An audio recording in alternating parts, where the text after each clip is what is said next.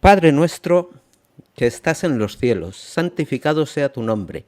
Venga a nosotros tu reino. Hágase tu voluntad así en la tierra como en el cielo. El pan nuestro de cada día, dánosle hoy. Y perdónanos nuestras deudas como también perdonamos a nuestros deudores.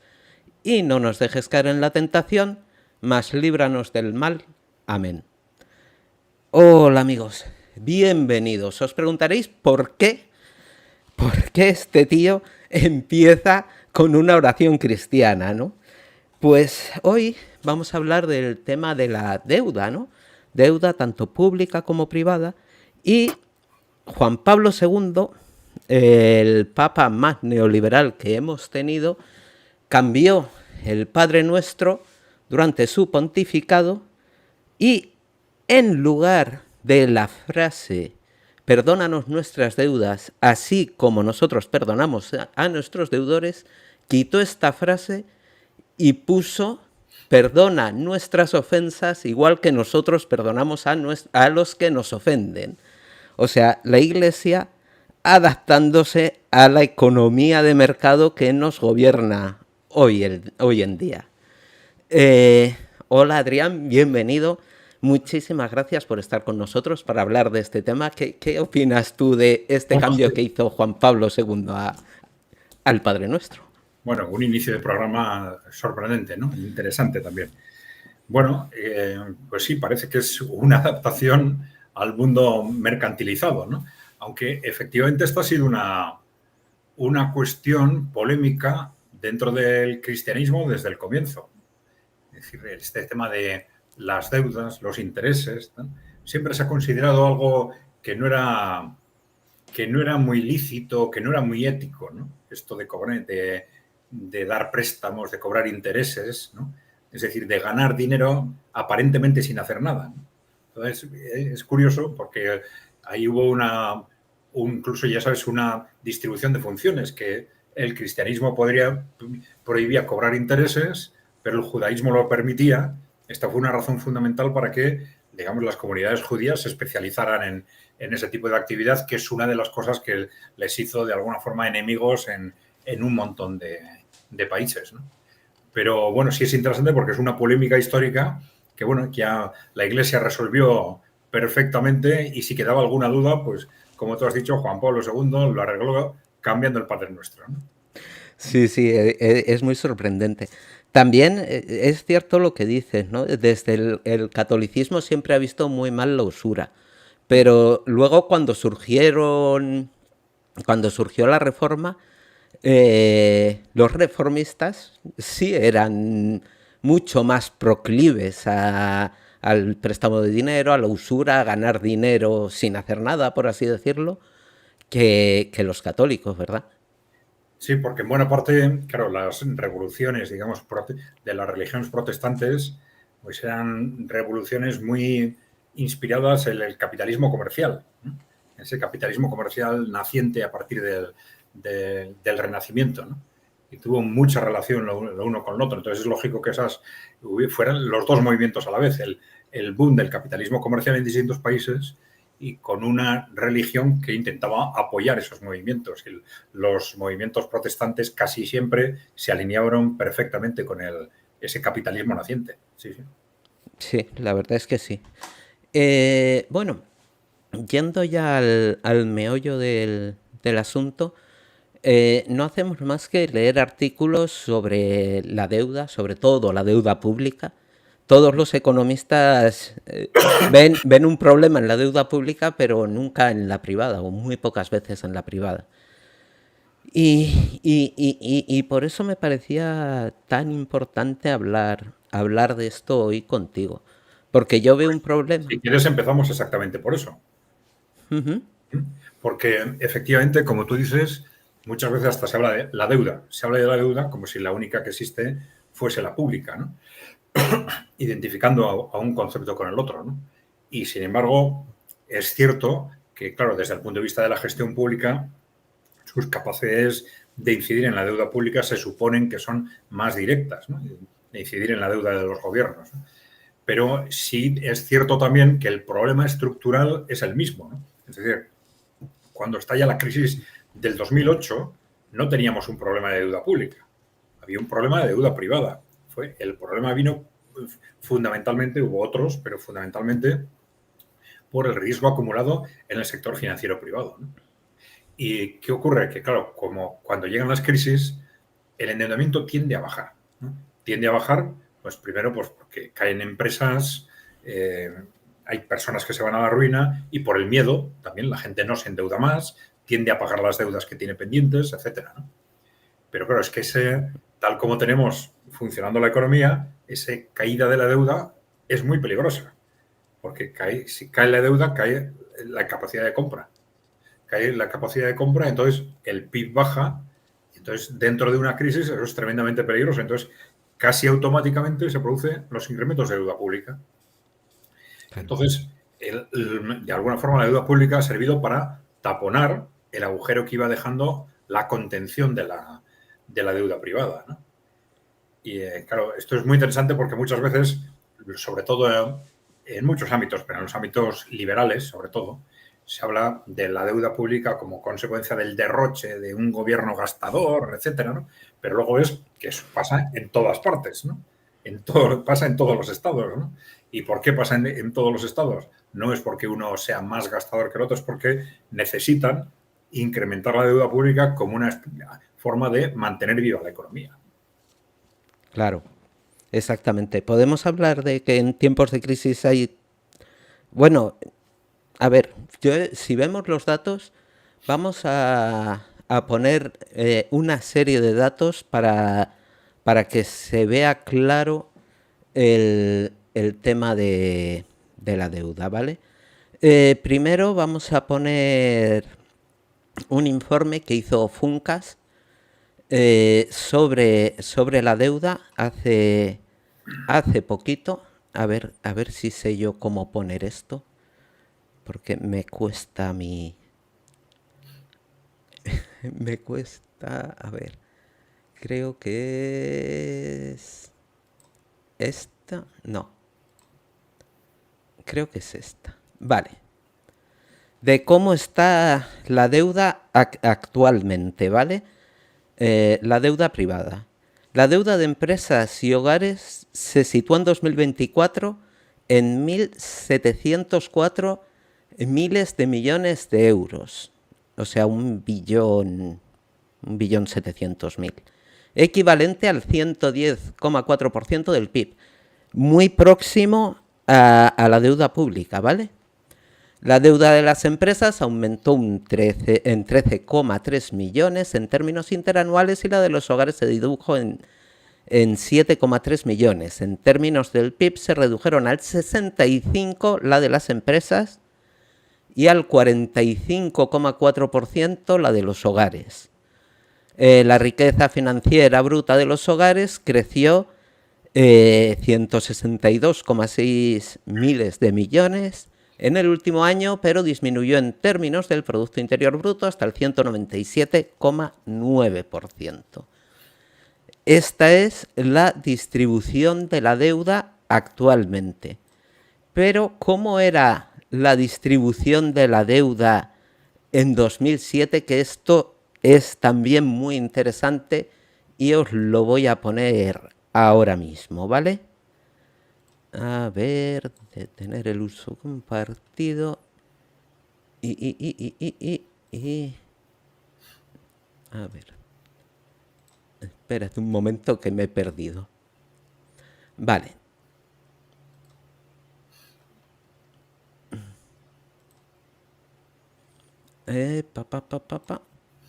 Aquí está. Vale, la deuda privada en 2007 alcanzó un máximo histórico, superando los 2 billones de euros, un 189,10% del Producto Interno Bruto. Cuidado. Y la deuda pública en 2007 era del 35,7% del Producto Interior Bruto. Y quiero poner también cómo era la deuda de los hogares, porque es muy importante cuando hablamos de deuda privada diferenciar empresas y hogares, ¿vale? Y la deuda de los hogares era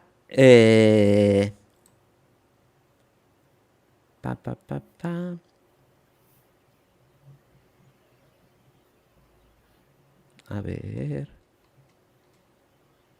Aquí lo tenemos, ¿vale? Fijaros, la deuda de los hogares en 2008 era 880.062 millones de euros. Y hoy es 695.856,37. O sea, la deuda de los hogares ha bajado un poquito, pero la deuda de las empresas ha bajado una brutalidad. O sea, si ha habido transferencia de deuda pública a deuda privada, ha sido a las empresas, en ningún caso a los hogares. Y con todos estos datos yo creo que ya tenemos un esquema general de cómo es la deuda en España. Pues nada, Adrián, te doy el paso. Sí, vamos a ver. El origen de la deuda como problema, aunque ha pasado otras veces, ¿no? Y en el momento actual viene, como muchas otras cosas, de los años 70, de la crisis del petróleo de los años 70 y de las medidas que se empiezan a adoptar a partir de entonces para, digamos, reactivar la economía, que están muy relacionadas con el surgimiento del neoliberalismo, del modelo neoliberal, ¿no?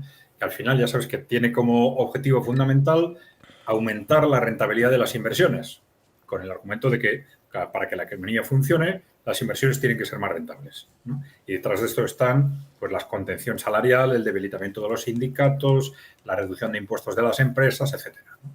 La globalización. Bueno, pues para que la economía funcione, luego, además de todas esas razones teóricas, luego ven que no es suficiente, que no consiguen reanimar la economía y, claro, empiezan a tomar una serie de medidas estructurales que fueron muy importantes, por lo menos para mantener viva la economía, no para reactivar los ritmos de crecimiento anteriores, que eso no lo consiguieron, ¿no? Y fueron dos, yo creo que ya lo hemos comentado en tu programa anteriormente. Una, esa incorporación masiva de mano de obra barata a través de la incorporación de las mujeres al mercado de trabajo, ya sabes, no repartiendo trabajo, sino añadiendo a las mujeres 45 horas de trabajo, 40-45 horas de trabajo semanal, además de lo que hacían antes en el trabajo doméstico. Bueno, esto fue muy importante para mantener viva la economía, además de esclavizar a las mujeres, ¿no? Pero el otro aspecto fue el endeudamiento. Es decir, se empezó, a partir de ese momento, empezó a incrementarse la deuda de forma progresiva en todo Occidente, ¿no? Y empezó a incrementarse de alguna forma apalancando el desarrollo económico. Claro, si quieres explicamos cómo funciona esto, ¿no? Es decir, en principio, la economía se mide en base al PIB, ¿no? El PIB mide la producción de bienes y servicios. ¿Cuál es mi contribución a que se produzcan bienes y servicios? Pues en principio, si yo tengo un salario, yo soy productor por un lado y soy consumidor. Si yo cobro un salario, dedico ese salario a comprar bienes y servicios, ¿no? Esa es mi contribución a la demanda del PIB, ¿no? Para que sí, luego esos bienes y servicios alguien los produce. Entonces, esto es lo que mantiene vivo el PIB, la producción. Pero si pido un crédito, además de comprar bienes y servicios con mis salarios, utilizo ese crédito para comprar más, ¿no? Claro, si esto se hace en el conjunto de la economía, sube el nivel de deuda y sube el PIB, simplemente por aumentar el endeudamiento. Entonces, claro, el endeudamiento a corto plazo es fenomenal para aumentar el PIB, aunque sea artificialmente, ¿no? Pero claro, luego la cuestión es qué se hace con esa deuda. Porque el problema de la deuda, ¿cuál es? Pues que luego hay que pagarla. Hay que pagarla y hay que pagar intereses, ¿no? Y entonces, ¿qué pasa cuando se paga esa deuda? Pues que yo no puedo destinar a comprar bienes y servicios ni siquiera mi salario, porque una parte lo tengo que destinar a devolver la deuda, ¿no? Y los intereses, ¿no? Si eso pasa en el conjunto de la economía, ¡pum!, crisis, ¿no? Crisis porque el PIB va para abajo, la producción va para abajo, ¿no? Entonces, ¿qué es lo que hemos hecho en Europa, en Occidente en general, en esa situación? No hemos resuelto el problema de deuda porque cuando venía el momento de devolver la deuda, lo hemos arreglado con más deuda. Es decir, bueno, claro. se devuelven algunos préstamos, pero se emite más deuda para que continúe viva la economía. Y esto ha llevado a un incremento constante de la deuda, que ha sido un apalancamiento fundamental del crecimiento de la economía, que ha sido cada vez menor, pero así todo se ha estado apalancando constantemente en ese incremento de deuda, ¿no? Se suele decir que la deuda pública y privada en conjunto nunca debería sobrepasar un 100, un 150% del PIB, ¿no? Y así era en los años 70, 60, 70, ¿no? Pero a partir del momento del neoliberalismo empieza a aumentar hasta cifras según cómo se mida, ¿no? Y cómo se contemple la deuda del sector financiero, etcétera, pero hasta en el 250, 300% del PIB, ¿no? Sí, Entonces, así andamos ahora. en esa situación estamos en toda Europa, ¿no? Y claro, sabemos qué es lo que estamos haciendo. Sabemos que tenemos una economía que no funciona, la hemos estado constantemente alimentando con más deuda, más deuda, más deuda, y dejando el problema para más adelante. Porque claro, la deuda es un instrumento sensacional para los gobiernos, porque le resuelve a corto plazo, le resuelve todo, ¿no? Cualquier problema que tengas, emitiendo deuda, se arregla, ¿no? El PIB hacia arriba, ¿no? Pero claro, el Claro. problema de fondo se hace más gordo. No, y tanto, porque, claro, ahora para pagar deuda pública y privada es lo que produce el país en 3 años. O Claro. sea, es una absoluta barbaridad. Fíjate lo que decías, he visto el dato buscando un poquito datos para dar contexto al programa de hoy. En el 95 la deuda privada era del 80% sobre el Producto Interior Bruto y la pública estaba en torno al 30%. O sea, en ese año estaríamos en el ideal, más o menos que En el límite del ideal. en el límite del ideal. Y efectivamente es curioso porque estábamos en la crisis que tuvimos nosotros en los 90 y efectivamente bajó la deuda. Claro. Como tú dices, la crisis que empezó en Europa un poquitín antes del 92 y a España llegó más tarde por el efecto Olimpiadas y efecto Expo y todo esto, pues llegó más tarde y estábamos en lo más duro en el 95. Y sí, vamos, que es como dices. Eh, luego, claro, eh, se ha producido una transferencia porque tú ves las cifras y te cantan mucho, ¿no? 2007, 180% de deuda privada, sobre todo de empresas, hay que decir, no de los hogares, sobre todo de las empresas, 35% de deuda pública. Hoy, 110% de deuda privada, más del 100% de deuda pública. Yo veo una relación clarísima entre una cifra y otra. Claro. Pero no es una relación directa, es una relación indirecta. Porque claro, si baja la deuda, cae la economía. La deuda en su conjunto. Entonces, si empieza a bajar la deuda privada, hay que compensar con deuda pública. Y eso es lo que hacen los gobiernos y lo que hacen los bancos centrales. Pero mi duda es, ¿el gobierno o el Estado ha pagado la deuda privada para solventar la crisis mediante pues subvenciones, pues todas las cosas que hacen los gobiernos, incluso quitas de deuda directas, o no? ¿O es otro proceso? No creo. Yo creo que simplemente, bueno, la deuda privada se va incrementando cuando las cosas van bien normalmente, a más, y de pronto viene una crisis y tiende a bajar. Entonces, claro, en una economía pues sana, digamos, en un modelo económico que funcione, pues bueno, pues ya está, baja y punto, ¿no? Pero es que nuestro modelo no es capaz de funcionar sin niveles altísimos de deuda o al contrario, sin ir incrementando la deuda, porque a partir de la crisis del 2008, a partir del 2012, pues bueno, se suponía que este era el gran problema de Occidente, la deuda acumulada, y lo más que se ha conseguido es que no se incrementara más, que no se incrementara hasta el 2020, hasta el COVID, ¿no? Pero porque hay distintas estrategias históricamente para hacer frente a los niveles altos de deuda y la estrategia teóricamente mejor, pero que no se consigue prácticamente nunca, ¿no? Es compensarla con crecimiento. Es decir, si yo no incremento la deuda, pero voy creciendo, mi PIB es cada vez mayor, pues el peso de esa deuda sobre el PIB se va reduciendo, ¿no? Y eso es lo que aparentemente intentaron después de la crisis del 2012. Vamos a contener la deuda y crecer, a ver si el crecimiento nos permite ir absorbiendo el endeudamiento. Y no lo consiguieron. Lo que más que consiguieron es mantener el porcentaje como estaba hasta el año 2020, en que ya se volvió a incrementar otra vez hacia arriba, claro, con el COVID. Claro. Luego, a mí me ha surgido otra deuda, otra duda. Hablamos de deuda, pero nunca se habla de deudores. Entonces, claro, la deuda privada es... Ah, quería decir otra cosa respecto a lo que has dicho de la deuda. Fíjate, en el informe del Banco de España, este que he puesto, no, en el de Funcas, ponía que las empresas dedican el 34% de sus ingresos a pagar la deuda.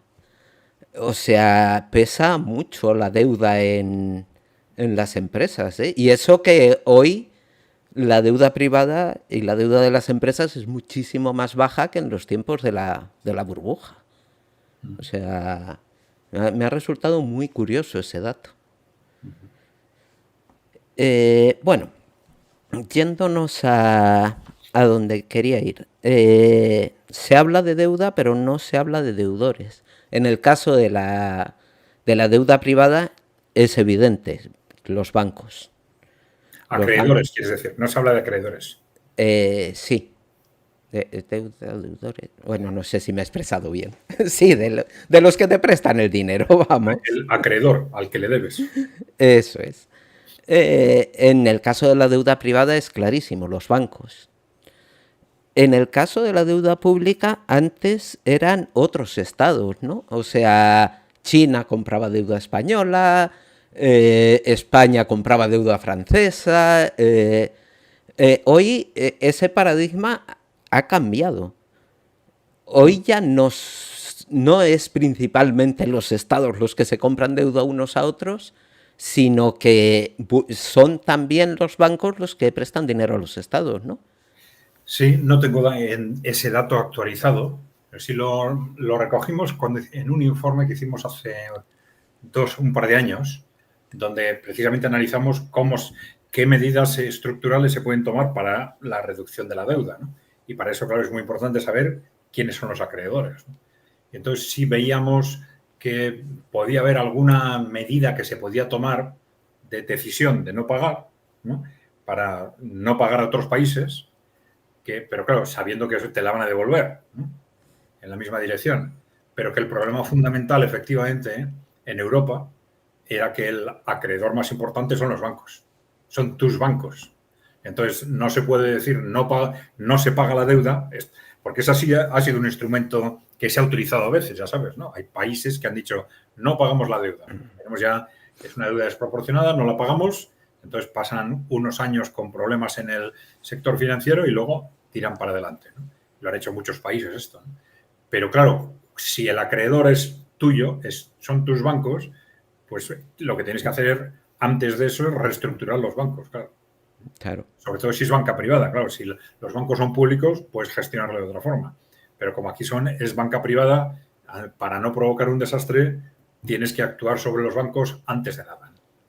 Y esta es una cuestión clave, porque históricamente una de las medidas que más se ha utilizado para hacer frente a se llama el proceso de desapalancamiento, ¿no? De reducción radical de la deuda, históricamente, pues de los que más se han utilizado ha sido la inflación, Sí. como una forma de reducir la deuda. Pero también ha habido casos en los que se ha tomado decisiones de este tipo, de impago, es decir, no pago, ¿no?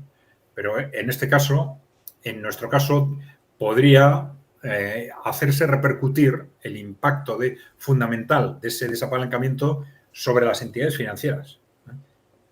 Sería posible técnicamente, ¿no? Y que apenas repercutiera sobre la población, ¿no? y las cifras cuadraban bastante. Pero claro, políticamente eso es inviable, claro, porque son los bancos los que controlan los gobiernos, con lo cual está claro, si entramos en un proceso de desapalancamiento, ya sabemos quiénes lo van a pagar, claro. Claro. Claro. Bueno, como lo pagamos todos, o sea que... claro, has dicho esto y al ser los bancos, en los créditos al consumo y en los créditos a la gente privada, los bancos no tienen el dinero que te prestan. O sea, el banco solo tiene que tener un pequeño porcentaje del dinero que te presta. El resto, pues, es un asiento contable. La verdad es que en eso me pierdo un poco. Pero, claro, mi pregunta es, en el caso de los préstamos al Estado, o sea, de la compra de deuda, ¿es lo mismo? ¿No necesitan tener todo el dinero que te prestan?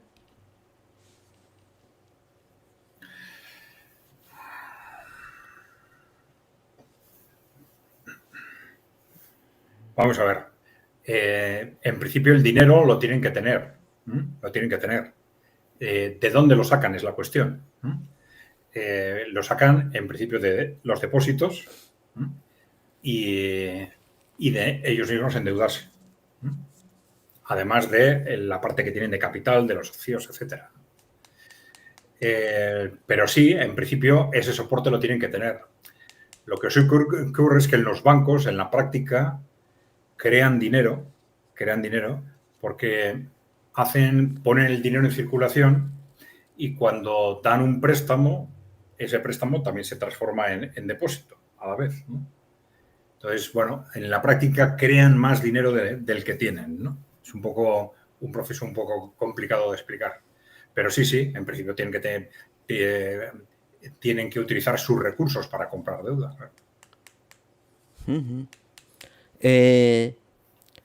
Rafael nos pregunta cómo se podría explicar la deuda pública que tienen Letonia y Estonia.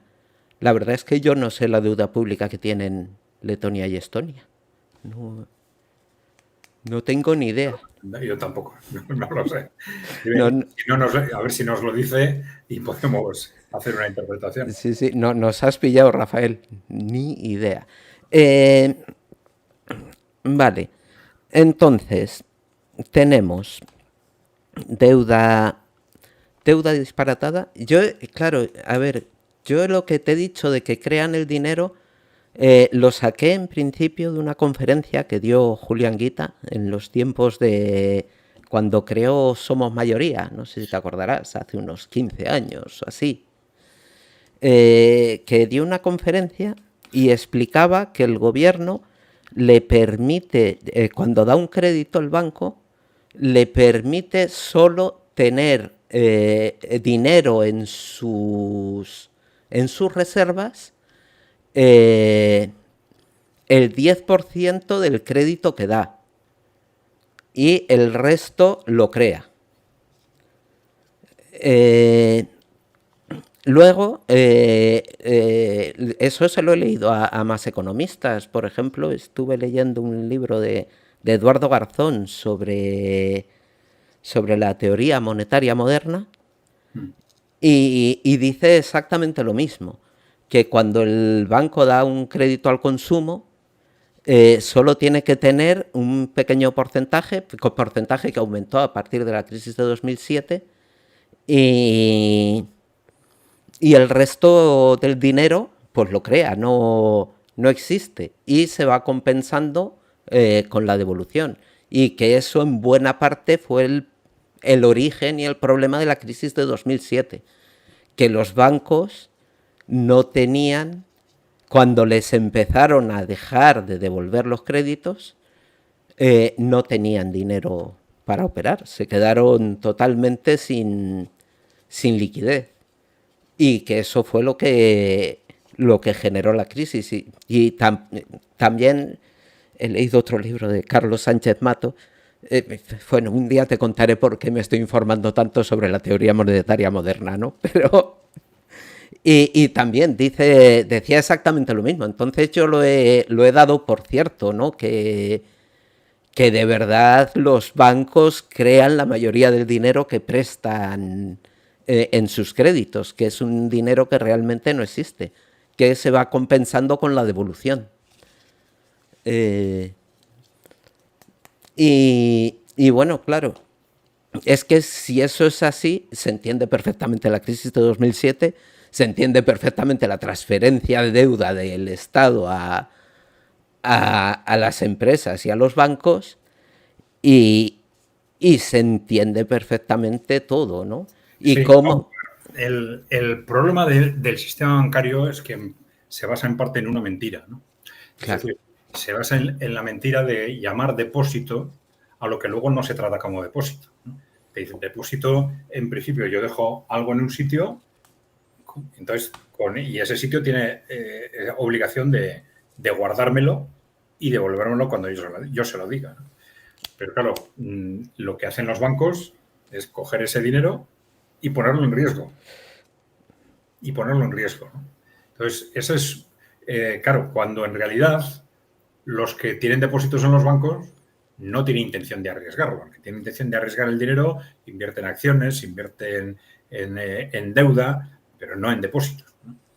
Y entonces, este hecho de que los depósitos se pongan en riesgo es una mentira, en cierta forma, es un engaño y no pasa nada mientras las cosas van bien, pero hay un riesgo implícito.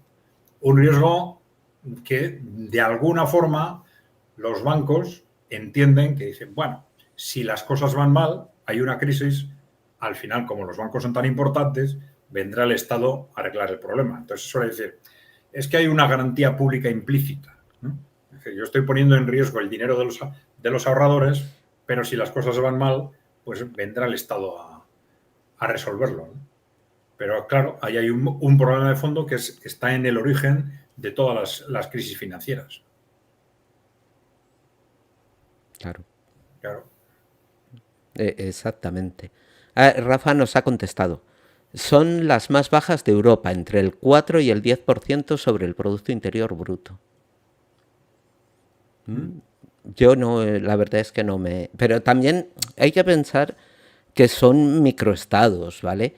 Que tienen muy poquita población bueno, y encima les llevamos la defensa y les llevamos todo, que no sé si se la cobramos siquiera, pero bueno. Eh, es otra magnitud de países, ¿vale? Sí, bueno, habría que ver en el caso concreto de estos países cuál es la razón de esas cifras, ¿no? Pero bueno, también es cierto que fuera de Occidente las cifras son muy distintas, ¿no? Pues los países emergentes tienen cifras muchísimo más bajas de deuda en su conjunto y de deuda pública en particular. Pues en el caso de Rusia no sé si es un 20%, ¿no? Ahí la excepción ha sido China, porque China tenía deuda muy baja hasta la crisis del 2008, precisamente.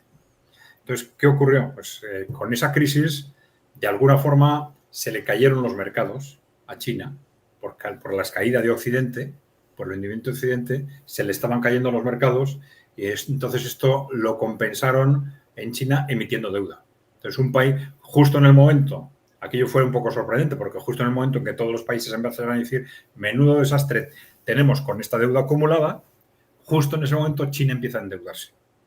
Entonces, bueno, ellos dicen que su deuda es muy distinta, ¿no? Y sí es distinta por distintas razones. Porque claro, la cuestión clave es, para saber si esa deuda es más o menos sana, tiene mucha relación con qué has hecho con esa deuda. No es lo mismo que la utilices para invertir o la utilices para gastar. Porque claro, hemos dicho antes, el problema de la deuda es que cuando vence tienes que devolverla y devolver los intereses, ¿no? Y eso tira para abajo el PIB. Pero claro, otra cuestión es qué has hecho con esa deuda. Si esa deuda la has dedicado a inversión y las inversiones normales que salen bien, pues dice, sí, el devolver la deuda echa para abajo el PIB, pero a cambio la has utilizado para crear riqueza, ¿eh? Que compensa eso que tienes que devolver. Claro, de hecho las empresas calculan así la rentabilidad de las inversiones, ¿no? Descuenta qué riqueza voy a crear y de esa riqueza descuentan lo que van a tener que devolver por los préstamos que han pedido para hacer esa inversión, ¿no? Bueno, pues en los estados pasa algo similar, ¿no? Entonces, claro, en China dicen, no, es que nuestra deuda ha sido para inversión, ¿no? Primero, ¿no? Otra cosa muy importante es que es fundamentalmente deuda interna, ¿no? No con otros países, sino que es interna. Y tercero, que es deuda con bancos públicos, con lo cual es mucho más fácil de gestionar en caso de que haya problemas. Pues claro, ya lo hemos comentado antes de alguna forma, ¿no? El gran problema de Occidente es que de pronto empieza a haber impagos y se producen explosiones incontrolables, porque es precisamente porque los que gestionan esos procesos son entidades privadas, ¿no? Sin Claro. embargo, cuando son bancos públicos, tú puedes ordenar el desapalancamiento, ordenar cómo se gestionan los impagos, etcétera, de una forma que asegure, por ejemplo, que no estalla la economía, ¿no? Cosa que en Occidente es imposible. Pero bueno, sí ha sido muy interesante lo que ha pasado en China, ¿no? Y, Sí. y sobre China, ¿por qué ese interés? Bueno, no sé si sigue teniéndolo hoy, pero compraba un montón de deuda de un montón de países. Bueno, sobre todo porque tenían y tienen un enorme excedente, ¿no? Con esas exportaciones que hacen, tienen una acumulación de recursos impresionantes. Y entonces, ¿qué hacen con esos recursos? Tienen que invertirlos. Tienen sobrecapacidad de inversión. No le está invirtiendo internamente, invierten externamente donde pueden, invierten en deuda, invierten en acciones, invierten en lo que puedan invertir. Todos esos recursos, ¿no? Claro, o sea, ese excedente. Claro, lo que es excedente comercial que tienen por haberse convertido en la fábrica del mundo, claro, ¿no? Claro, y que al fin y al cabo el dinero, yo lo pienso muchas veces, el dinero no es nada. Lo importante es una fábrica, una producción, un campo de trigo, unas vacas, pero el dinero en sí mismo Claro. no es absolutamente nada. Y bueno, pues sí, sí, sí, la verdad es que si tienen mucho es normal que inviertan.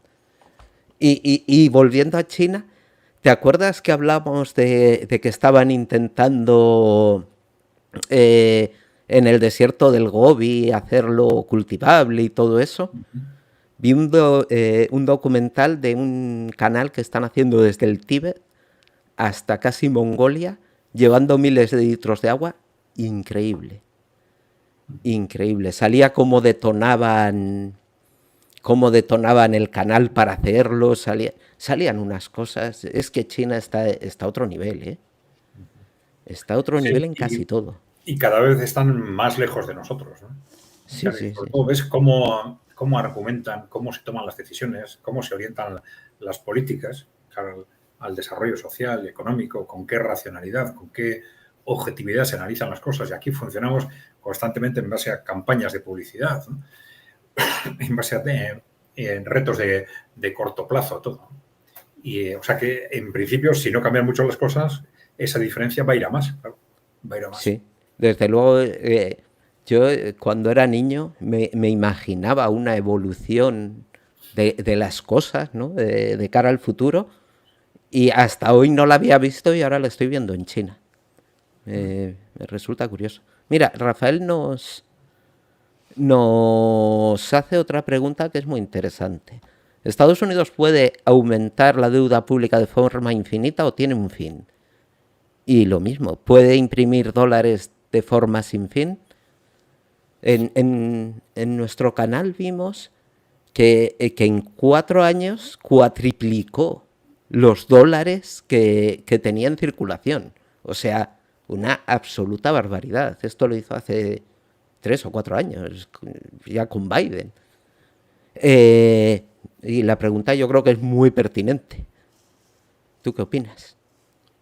Hombre, se supone que un fin tiene, ¿no? El problema es saber cuál, ¿no? Porque, claro, ellos tienen la ventaja o la desventaja a largo plazo seguramente, pero tienen la ventaja de que esa emisión de deuda se la pagamos entre todos, ¿no? Porque como el dólar es moneda de reserva mundial, moneda de referencia mundial, todo el mundo tiene dólares, en todos los países, pues al final el coste de pérdida de valor que tiene la emisión de nuevos dólares, pues se reparte entre todo el mundo, ¿no? Y entonces ellos asumen solo una pequeña parte del coste. Con lo cual, si necesitan más deuda, pues le dan a la maquinita, ¿no? de la Reserva Federal, y esa pérdida de valor del dólar que se produce con la emisión de más dólares, pues se paga entre todos los que tienen dólares, que en este caso son en buena parte pues otros países. Se distribuye entre todos los que tienen dólares en el mundo.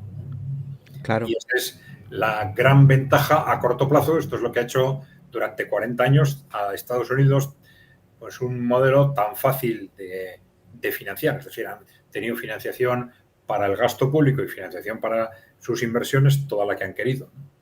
Y, claro, como consecuencia de esto, pues se han ido convirtiendo cada vez más en un país gastador, consumidor y menos inversor, porque han tenido recursos demasiado fáciles, ¿no? Creo que hablamos de esto porque en otro programa, ¿no? Que cuando se habla de si China va a sustituir o no el yuan chino va a sustituir o no al dólar, los chinos no tienen ninguna prisa. Y no tienen ninguna prisa por esto.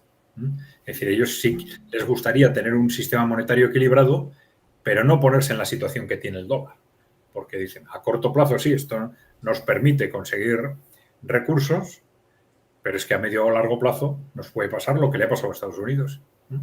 Te dan recursos tan fácil para gastar que empiezas a gastar y gastar y gastar y al final vas perdiendo peso industrial y convirtiéndote en lo que le ha pasado a Estados Unidos, un país consumidor más que productor, ¿no? Claro. Fíjate, con esto que has dicho me ha surgido una duda, ¿no? El sistema de pagos internacional es el SWIFT, ¿no? SWIFT, que es en dólares, sí o sí, y por cada compra o venta se llevan una comisión. ¿Esa comisión va a un banco privado o va al Estado estadounidense? Esa es la duda que me ha surgido. Pues no lo sé, la verdad, pero yo supongo que se quedará en el sistema SWIFT, ¿no? Será una comisión para financiar el propio sistema, ¿no? Sí, No eso dice. digo que haya una transferencia de recursos desde el sistema SWIFT por esa vía hacia Estados Unidos, pero no lo descarto porque no lo conozco. No lo conozco, ¿eh? No digo nunca que haya ese problema, ¿no? Pero, claro, no hemos contestado. ¿Hasta cuándo puede durar eso? Esa situación de imprimir dólares. Claro, al final, el que una moneda sea moneda de reserva mundial es en buena parte una cuestión de confianza y de que existan o no alternativas. En la medida en que Estados Unidos pierde peso en el mundo económico, político y militar, que los tres son importantes para esto, pues está claro que a largo plazo el dólar va a perder ese peso de moneda de referencia internacional. Pero mientras tanto, la velocidad de ese proceso va a estar condicionada por decisiones de los estados. Y ya sabemos, por ejemplo, que los BRICS se están despegando muy poco a poco, con los pagos que hacen entre ellos, por ejemplo. Llevan años haciendo acuerdos para los pagos entre ellos no hacerlos en dólares, sino hacerlos en sus respectivas monedas, etcétera. Pero ese despegue progresivo en algún momento puede provocar el crack del dólar. Claro. Pero hay factores psicológicos incluso detrás, que son los que pueden definir el cuándo se produzca esto, ¿no? Que se produzca un pánico, por ejemplo, entre los inversores, porque se piensa que el dólar va a perder valor, que la gente se va a desprender de dólares en el mundo, porque hay otra alternativa. Pero en este momento tampoco hay una alternativa clara. Es decir, los inversores y los operadores internacionales utilizan sistemáticamente el dólar y en algunas operaciones, pues cuando hay operaciones con China utilizan el yuan, cuando hay operaciones con otro país otro, pero como moneda de referencia internacional en este momento no hay una alternativa clara, ni nadie la ha puesto sobre la mesa, ni tampoco los BRICS hasta ahora lo han hecho. Sí, lo han estudiado, han hablado de la posible creación de una nueva moneda, pero por ahora los pasos que han dado han sido para en el comercio entre ellos utilizar más sus propias monedas, pero no planteando al mundo una moneda alternativa al dólar. En Prensa Alternativa, el otro día, Prensa Alternativa es un canal de YouTube donde te he visto alguna vez. Sí. Y Fernando Moragón también va todas las semanas y tal. Explicaban que China y Arabia Saudí habían hecho un sistema, un pacto y y China había desarrollado un sistema de pagos que se hacían los pagos en sus monedas automático y sin coste. Yo, claro, ahí me surgieron un montón de dudas. O sea, ¿cuál es el coste real del Swift para que tenga que cobrar las comisiones que cobra, para que sea tan lento, para que... Porque es que es un sistema anquilosado. Que, Bueno, que, claro, muy importante es la falta de alternativa. Cuando eres el único, pues puedes abusar, ¿no? Y puedes abusar en precio, puedes abusar en falta de calidad, ¿no? Muy posiblemente es eso lo que le ha pasado a Swift. claro.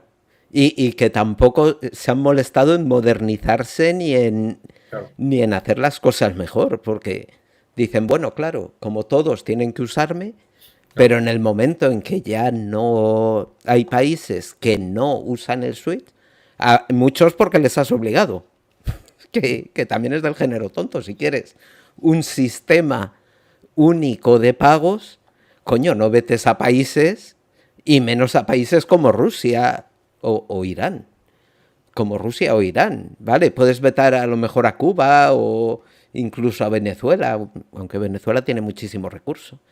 Pero, hostia, vetas a países grandes, pues la estás liando, ¿no? Sí, todas esas medidas han sido medidas aparentemente que aparentemente tendrían sentido si tuvieran resultados a corto plazo, ¿no? Es decir, si yo tomo medidas de ese tipo y destruyo la economía de Rusia en un año, bueno, pues mira, he creado un problema tal, pero he conseguido el gran reto estratégico de destruir la economía de Rusia, ¿no? Pero no, toman una medida aquí, otra medida allá, otra medida allá, no consiguen grandes efectos y van deteriorando la imagen y la capacidad económica de todas estas instituciones económicas occidentales, ¿no? Pues sí, pues sí. Pero bueno, que nos hemos ido del tema. Esto me pasa mucho en los vídeos, ¿eh? O sea, no te preocupes. Es malo, ¿eh? Tampoco es malo. Seguramente los oyentes lo agradecen, que Sí, sí. vaya cambiando de tema de vez en cuando, ¿no? Estábamos en la deuda. Y para nosotros, la crisis que empezó en 2007 o en 2008, bueno, según, fue muy importante a ese respecto porque lo cambió todo. Eh, y uno de los cambios principales que hubo fue el rescate bancario, que ahora mismo, según Carlos Sánchez Mato, aquí tengo un artículo muy interesante del que voy a compartir, supera hoy los 100 millones de euros. Aquí está, el rescate bancario supera ya los 100 millones de euros.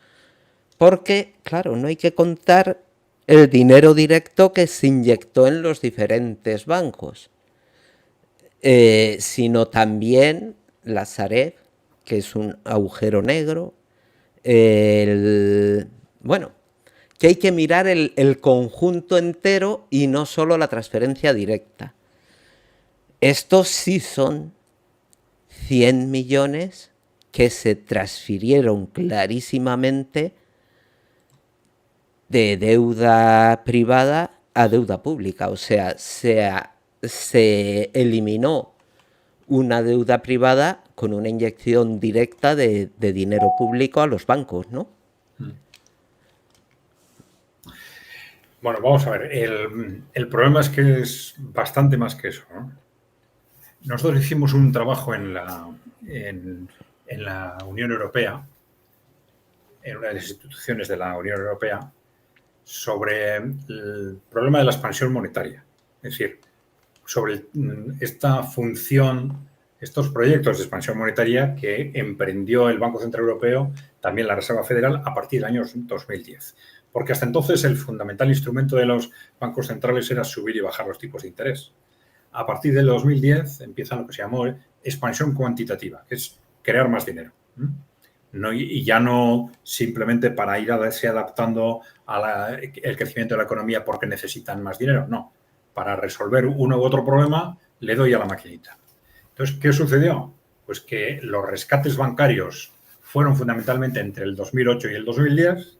Claro, esto despertó un revuelo político impresionante en toda Europa, ¿no? La gente estaba soliviantada con lo que se estaba haciendo con los bancos y, bueno, las propias instituciones diciendo, bueno, esto hay que terminar, no se va a repetir y tal. Y efectivamente se dejó de hacer a partir del 2010. Pero se dejó de hacer y se empezó a sustituir por esta expansión monetaria. Ya no eran los gobiernos, era el Banco Central el que empezó a dar a la maquinita. Y claro, ¿cómo funciona la expansión monetaria? Y esto es lo que nosotros aprendimos. Hicimos un proyecto de 3 años para la Unión Europea. Y en ese proyecto, pues vimos que, claro, la expansión monetaria se hace emitiendo dinero de la nada, que es lo que pueden hacer los bancos centrales, emitir dinero de la nada. ¿Y a quién se le entrega? A los bancos. Bien, se le entrega a los bancos supuestamente para que den créditos. Pero, y aquí está lo más llamativo, es la única ayuda que dan los gobiernos a alguien sin exigirle como condición que la destine a ese objetivo. Es decir, se les da a los bancos para que hagan con ello lo que quieran. Y entonces, ¿qué pasa?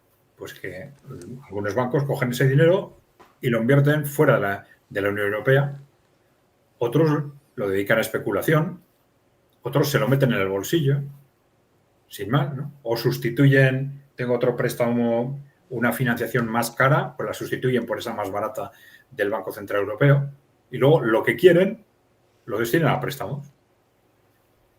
Y al final, viendo las cifras de, no sé si fueron 5 o 6 años, pues llegamos a la conclusión de que un 40% de esos recursos de la expansión monetaria supuestamente destinada a mejorar la economía, etcétera, se lo quedaban los bancos. No llegaba a donde tenía que llegar.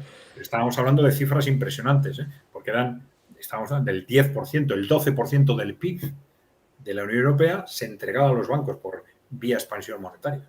Entonces, lo que se hizo es sustituir en los rescates de los 2008 al 2010 de los gobiernos por rescates con cargo al Banco Central Europeo. El Banco Central Europeo les da recursos entonces era pues igual al 1%, al 0,5%. Ellos compraban luego, por ejemplo, deuda pública al 3%, sin más, y se metían la diferencia al bolsillo. Sí. Algo impresionante, impresionante. Yo recuerdo hablar de este tema con personas de las instituciones europeas y preguntarles, bueno, vamos a ver, es que veíamos lo que estaba pasando, decíamos, pero esto, ¿qué locura es esta? ¿No? Porque entonces, no sé si te acuerdas que para salir de la crisis se hablaba mucho de los planes de, ¿cómo era? Joder, no me acuerdo ahora, el plan, bueno, es igual, había un plan de la Comisión Europea que tuvo un nombre determinado que se publicitó por todas partes, ¿no? Pues el plan para salir de la crisis, vamos a impulsar la inversión y tal. Y claro, este fue el punto de partida de nuestro estudio, porque claro, las propias empresas o los grandes empresas europeas, algunas grandes empresas europeas decían, a ver, pero qué chiste es este, ¿no? Si es el Banco Central Europeo está entregando todos los días dinero a los bancos y es 150 veces más que ese supuestamente enorme plan de rescate para salir de la crisis y tal, ¿no? Y nadie habla nada de qué se está haciendo con todos esos recursos, ¿no?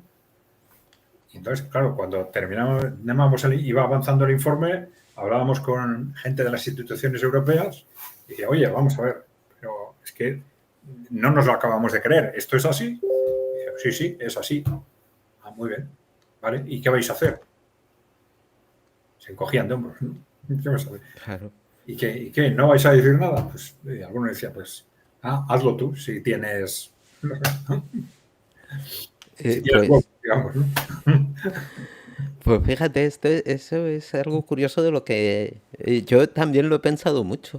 Y lo que he pensado es que toda esa cantidad ingente de dinero en ningún momento entró en la economía real. O sea, se quedó, pues sabe Dios dónde o sabe Dios qué se ha hecho con ese dinero. Una parte sí, esa parte que iba a préstamo, ¿no? Pues de ese préstamo, pues una parte iría a préstamos productivos, etcétera, ¿no? Pero el resto, por ejemplo, fue alimentar los mercados financieros, la bolsa. La bolsa en todos estos años ha estado creciendo muy por encima de la evolución de la economía real. Y ha entrado en una dependencia de los bancos centrales precisamente impresionante, ¿no? Otro efecto muy importante de aquella expansión monetaria fueron las famosas gestoras de activos, BlackRock, compañía, ¿no? Se hicieron con una buena parte de esos recursos y a partir y utilizándolos se hicieron con el control, ese 5 o 10% en casi todas las multinacionales occidentales, ¿no? Pero lo de esa discordancia entre la bolsa y la economía real ha sido disparatada a partir de entonces, ¿no? Si te fijas en los comentaristas de bolsa, pasan cosas muy curiosas, ¿no? Están más pendientes de las decisiones de la Reserva Federal de lo que pasa realmente en la economía. Y, por ejemplo, el año pasado, haciendo comentarios sobre, a ver, ¿cómo van las cosas? Decían, el desempleo está aumentando, luego, van muy bien. Como el desempleo está aumentando, esto hará que los bancos centrales bajen los tipos de interés, ¿no? Y como para ellos bajan los tipos de interés, esto es bueno hay más créditos, esto es bueno para la bolsa. Y entonces Fíjate, para la bolsa es bueno que las cosas vayan mal, porque si van mal, los bancos centrales van a emitir más dinero. fíjate, hoy he leído una noticia precisamente que decía que el paro, a ver dónde está, que el paro en Estados Unidos había bajado y eso alejaba la bajada de tipos de interés que buscaba Trump. Y lo decía textualmente el titular. Claro, O sea, lo mismo que has dicho tú exactamente, claro. pero a la inversa. Sí, sí, sí. Y a veces es algo que llama la atención, ¿no? Son comentaristas económicos diciendo, no, las cosas no van bien, pues ha bajado el desempleo. Joder. Pues, y eso están pensando en qué hacen los bancos centrales, ¿no? Porque son los que Sí, les sí. dan de dinero a los inversores. En el caso de Trump, puede ser que esté pensando en los precios de la deuda pública de Estados Unidos, que tienen enormes vencimientos este año. Estaban muy preocupados porque, claro, según cómo esté la situación de los tipos de interés, tienen un reto enorme para renovar la deuda, ¿no? Entonces, parece que era la razón fundamental de que Trump esté presionando a la Reserva Federal para que baje ya los tipos de interés, ¿no? Claro. Estoy buscando la noticia y no la encuentro. Bueno, va, da igual. Eh, a ver, que hay más temas y me he perdido del todo. Eh, sí, vale. En referencia a, a que ese dinero ha entrado en la economía real de una manera muy deficitaria, ¿no? Salvo en los créditos que decías. ¿Eso puede tener algo que ver con que esa creación desmedida de dinero no haya afectado a la inflación? Sí, Porque dicen que la creación de dinero desmedida siempre claro. afecta a la inflación. Pero aquí estamos No, viendo... no siempre, efectivamente.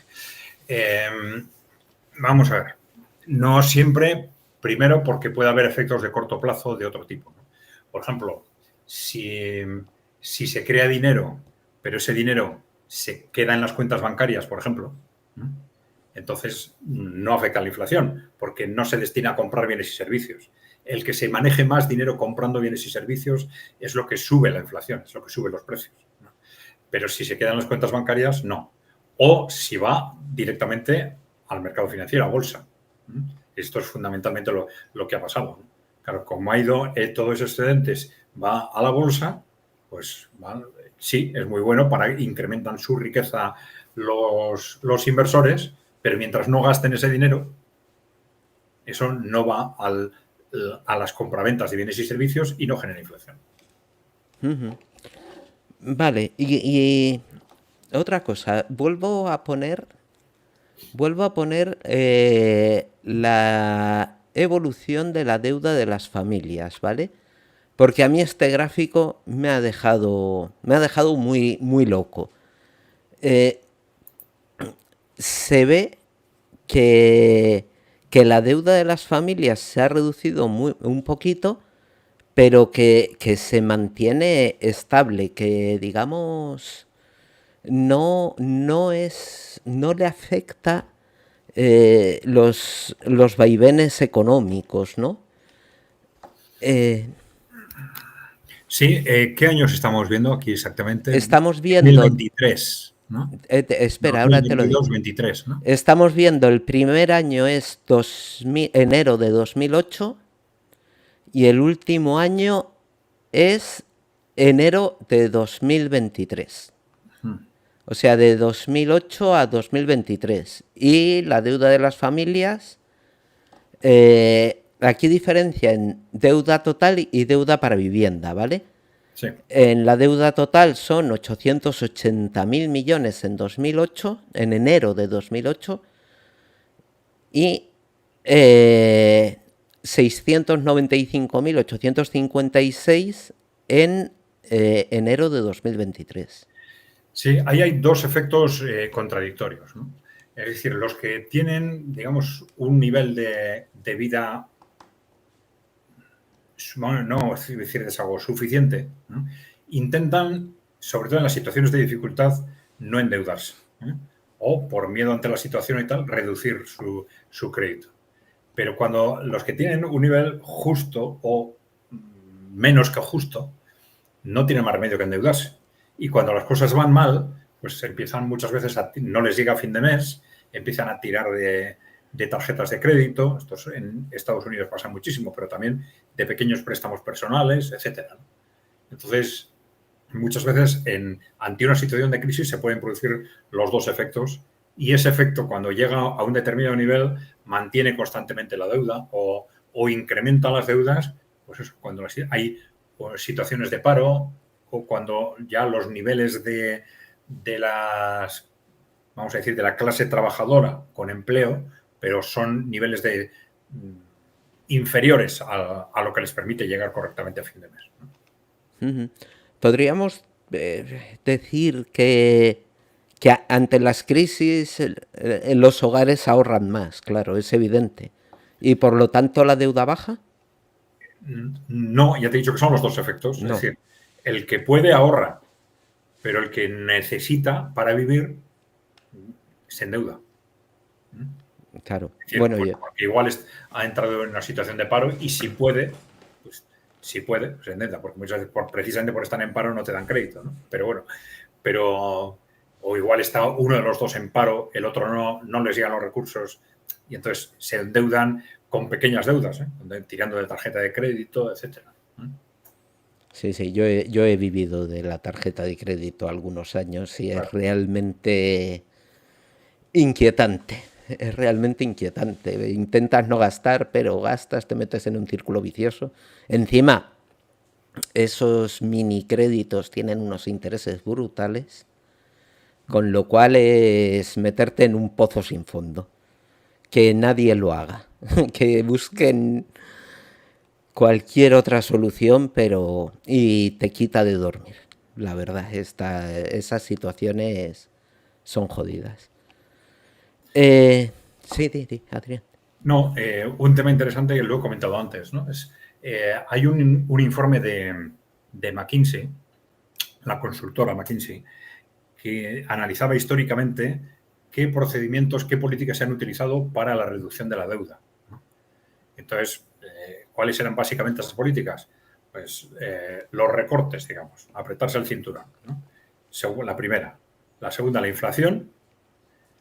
La tercera, el impago, es decir, que no pagó, sobre todo los estados, claro.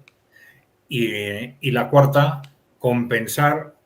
ir compensando la deuda con crecimiento, que es lo que hemos comentado antes, que se decía que Europa lo estaba intentando después de la crisis del 2012 sin conseguirlo, ¿no? Porque prácticamente no se ha conseguido nunca, ¿no? Entonces hay un análisis histórico muy interesante recoge 150 años, ¿no? Entonces dice cómo a veces se ha utilizado, pocas veces, ¿no?, los recortes para reducir la deuda, otras veces el impago, y cuando se han conseguido recortes más importantes ha sido con la inflación. reducciones de la deuda más importantes con la inflación.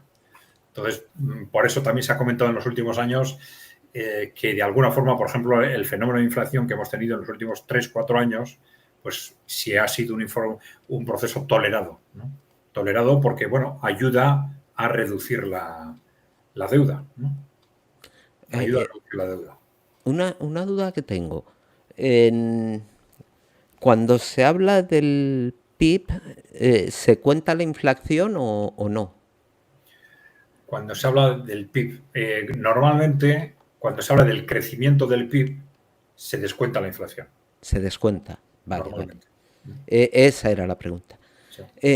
Respecto a la deuda de los hogares, eh, hay algo en el gráfico que hemos visto, hay algo que queda evidente y es que ninguna de las medidas que tomó el gobierno para salir de la crisis consistió en ayudar a los hogares de ninguna manera.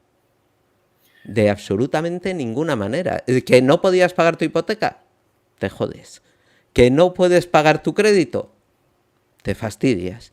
Y dedicaron cientos de millones de euros para salvar a los bancos, para salvar a las grandes empresas, para salvar a... O sea, vivimos en un estado absolutamente inhumano, ¿no? Sí, se utilizó básicamente para salir de la crisis la estrategia de recortes. Sí, De sí, sí. recortes y como se suele decir, de deflación salarial, sobre todo, ¿no? Y ahí estuvo muy importante la reforma laboral.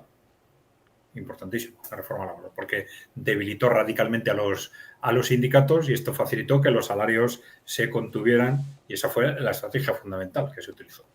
Claro. O sea que no solo no ayudar a la gente, sino ponerle unos cuantos clavos en la tapa del ataúd. Claro, claro, sí, sí. Fue lo Bajar que se hizo. las rentas de la gente para que los empresarios ganen más y supuestamente, como consecuencia de esto, pues inviertan más, creen más puestos de trabajo, etcétera.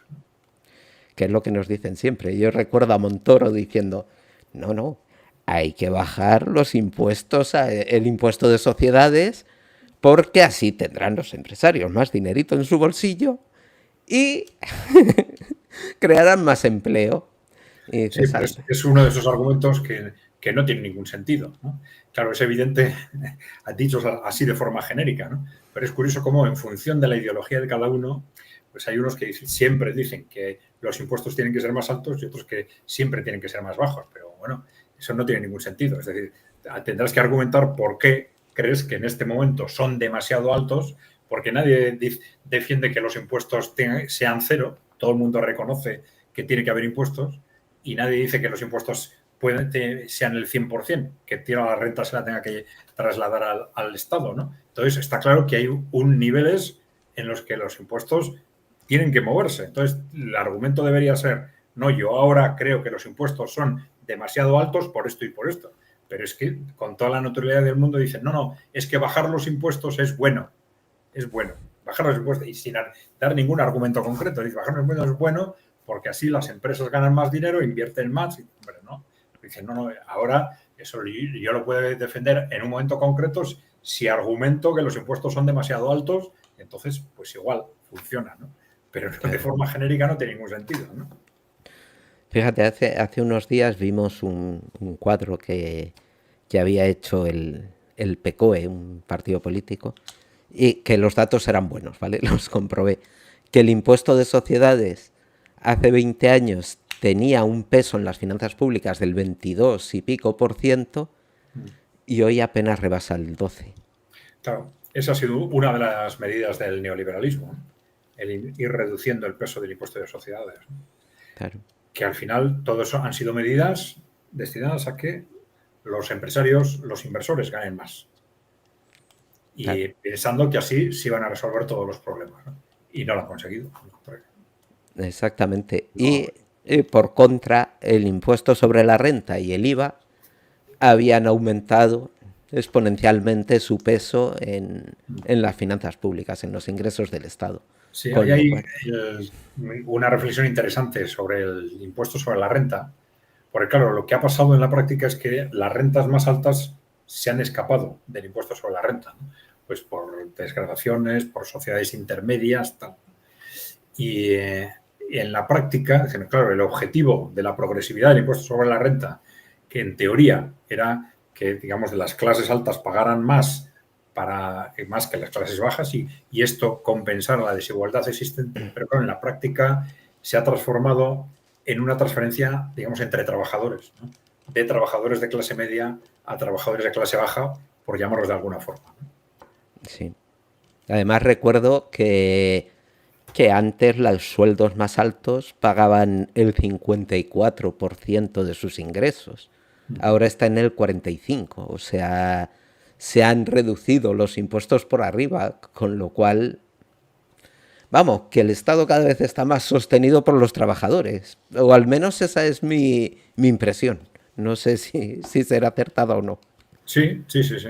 Es que, ya te digo, todas las medidas que se han adoptado durante estos 40 años han ido en ese sentido. Es decir, las rentas del capital han ido teniendo un peso creciente con la reducción de impuestos, con el debilitamiento de los sindicatos, con las reformas laborales. Todo ha ido en esa dirección. Entonces, una sociedad más desigual, supuestamente, porque la desigualdad es buena para que funcione mejor la economía. Sí, pero claro. Mira, el otro día vi en DMP una charla que dio José Antonio Aguilar. Os recomiendo a todos DMP. Aprovecho para haceros propaganda.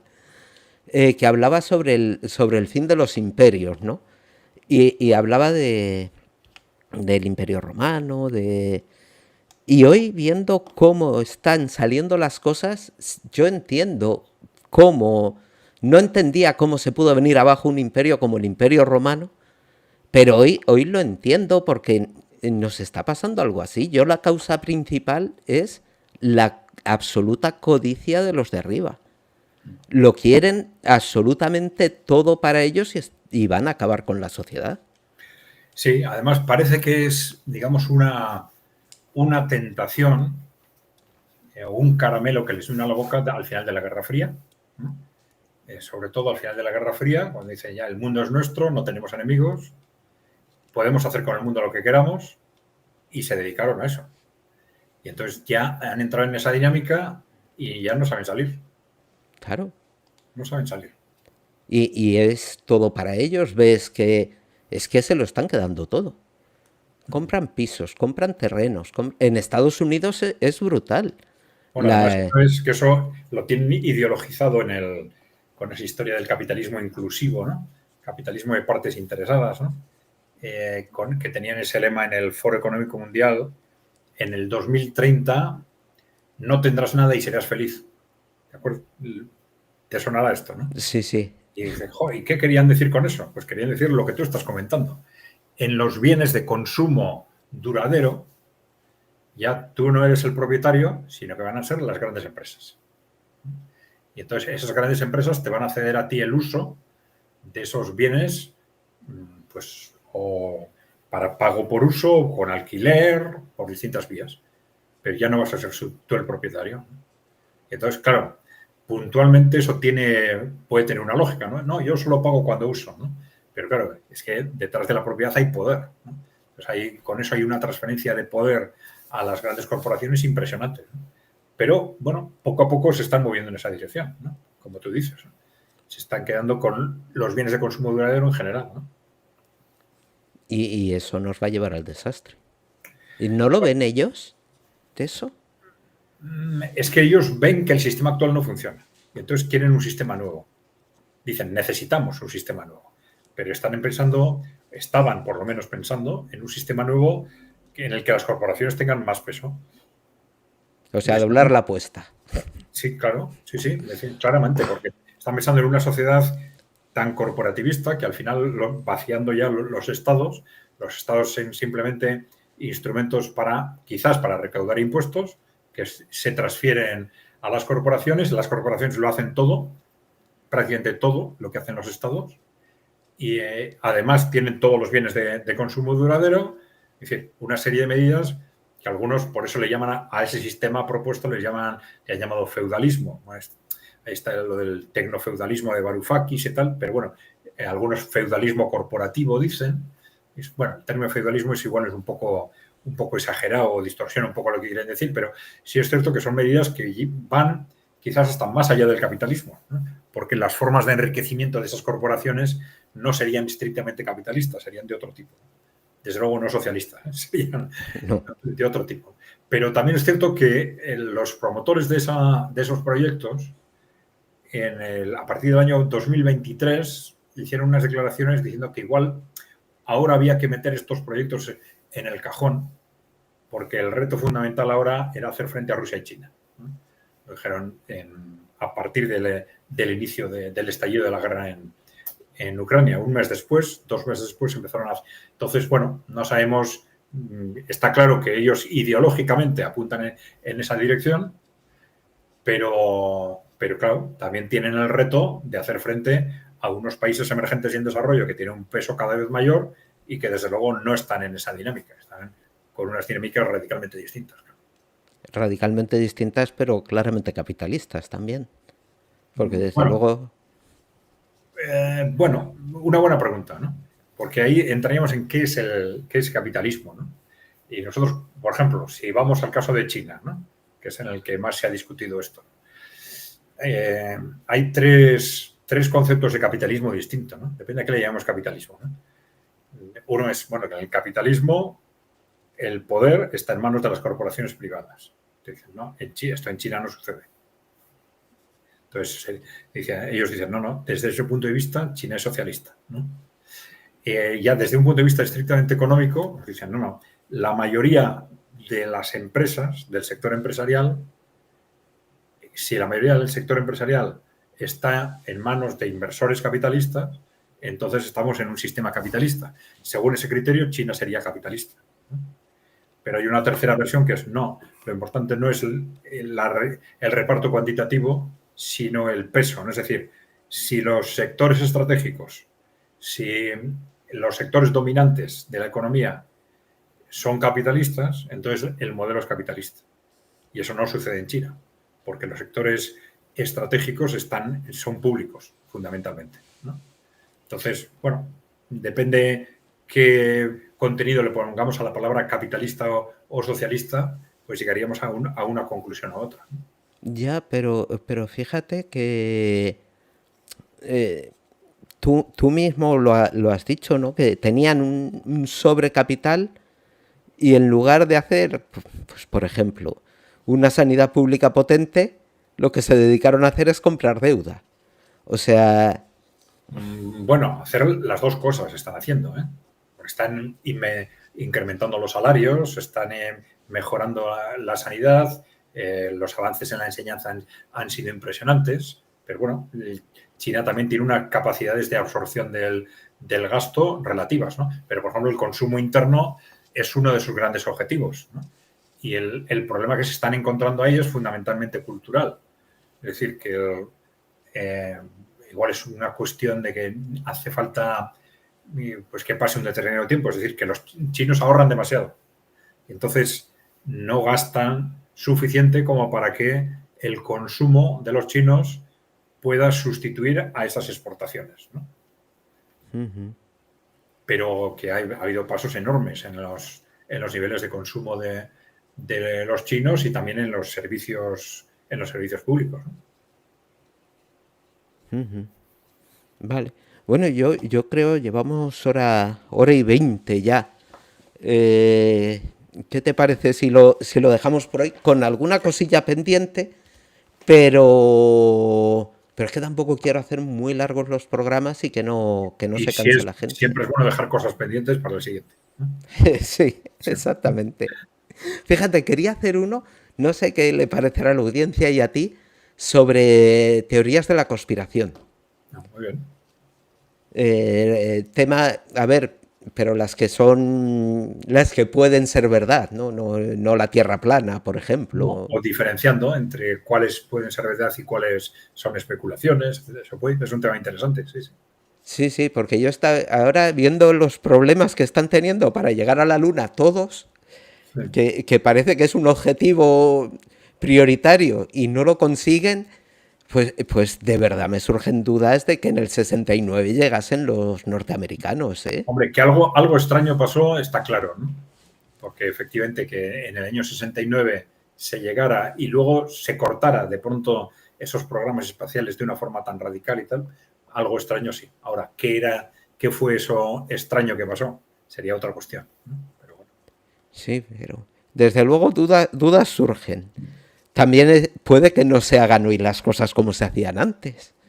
Es que no lo sé. Dicen mucho los ordenadores, pero bueno, también están los motores, está la maquinaria y todo eso. Y sí que es verdad que hoy no se hacen las cosas como se hacían en 1969, ¿eh? De durabilidad y de... Sobre todo aquí, porque siempre tenemos que tener en cuenta que solo somos parte del mundo, ¿no? Y efectivamente, hoy he estado viendo datos a cuenta de la industria armamentística, como en la construcción de aviones de guerra, ¿no? Como eran capaces en Estados Unidos, al final de la Segunda Guerra Mundial, de construirlos, ensamblarlos y tal, en horas, ¿no? Y ahora están haciendo modelos de superaviones tremendamente complicados, teóricamente tremendamente avanzados, pero que necesitan para cada avión año y medio, ¿no? De proceso de construcción de las piezas, ensamblaje, tal. Bueno, entonces, bueno, efectivamente hay cosas que avanzan y cosas que se van deteriorando sistemáticamente. Bueno. Sí, mira, eso que dices, cuando yo dejé el ejército nos estaban a punto de dar el A400M de Airbus, que se estaba haciendo justo al lado de donde yo estaba. Yo estaba en San Pablo, en la maestranza aérea, y era para 5 años, porque decían, no, es que hay que hacer... Y hacían un avión cada no sé cuántos meses hacían un avión, dice. Yo la verdad es que pensaba, digo, madre mía, qué pena de capacidad de producción, ¿no? Claro. No sé. Pero sí, sí, una locura. Y la producción de misiles, estos antiaéreos, que dicen que como muchísimo pueden hacer 100 al año. Fíjate, esto es otra cosa que te quería preguntar. La ayuda, pero bueno, es totalmente fuera del tema. Estados Unidos ha cortado la ayuda militar a Ucrania. Eh, Es, pero luego han matizado, ¿eh? Lo han dicho, es una suspensión parcial, solo de algunas cosas. Bueno, claro, esa es la pregunta. ¿Esto es estructural o coyuntural? O sea, ¿lo van a hacer porque ya están hasta los huevos de la guerra de Ucrania y quieren cortarla? ¿O es porque gastaron mucho con los 12 días de guerra en Israel y se han quedado caninos y hasta que no repongan no van a mandar cosas a Ucrania? yo creo que las dos cosas, que hay alguien, tienen ese problema de Israel, que hay alguien, por lo menos, que, como tú dices, está hasta las narices de gastar tanto dinero para nada, pero una cosa es que estén hasta las narices y otra cosa es que les dejen. Claro, lo hemos visto ahora mismo, ¿no? Sale la noticia de que se ha suspendido las ayudas, la ayuda militar a Ucrania. Pum. Se organiza un escándalo y ya empezó inmediatamente al día siguiente ya a matizar. No, no, no, es que es solo una parte. O no, ha sido, sin que lo supiera Trump, ha sido no sé quién en el Pentágono que ha tomado la decisión por su cuenta. Bueno, entonces ya se han puesto enseguida a la defensiva, ¿no? Con lo cual, vamos a ver qué pasa. Pero está claro que son movimientos que tengan ganas o no de darlos, no son fáciles de dar. Claro. ¿Y tú qué crees? ¿Que es estructural o es coyuntural? Esto en concreto, esta pausa en la entrega de armamento. No lo sé. Yo sí parece que hay en lo que es el gabinete de Trump, sí parece que hay una voluntad estructural, digamos, ¿no? Pero como se está plegando cada 2 días a un grupo de presión distinto, ¿vale? Pues no sabes qué es lo que van a hacer y lo que van a dejar de hacer. Claro, es que ese es el problema. A mí me ha surgido la duda, digo, pero ¿esto va a ser para siempre o no? Porque está claro que se han quedado sin nada. Vale. Ha sido muy duro la guerra con Irán y se han quedado pelados. Entonces, yo eso lo he comentado en algunos vídeos. No podían mantener la ayuda a Ucrania porque tenían otras necesidades. Pero claro, surge la duda, surge la duda. Muy bien. Bueno, Pues nada, el último comentario de Mariano, que dice que no comparemos los aviones de la Segunda Guerra Mundial con los aviones modernos con velocidades y altitudes y electrónica que no existían entonces. Pero tampoco los medios de producción, ¿sabes? Evidentemente, evidentemente. Entonces, o sea, los medios de producción hoy también están muchísimo más avanzados. Se tendrían que tener capacidades para construir más rápido. Sí, pero bueno. Muy bien. Bueno, pues nada, muchísimas gracias, Adrián, como siempre. Y ya hablaremos de muchísimos temas que la verdad es que hay, y que sí que me gusta comentar contigo porque das otra visión de las cosas. Estupendo, Javier. Pues cuando tú quieras. Ya sabes que por mi parte encantado. Venga, pues muchísimas gracias y nada, gente, a vosotros pues hasta mañana. Este directo ha sido un poco rápido porque lo hemos decidido esta tarde hacerlo. y por eso no lo hemos publicitado mucho. Pero bueno, mañana no.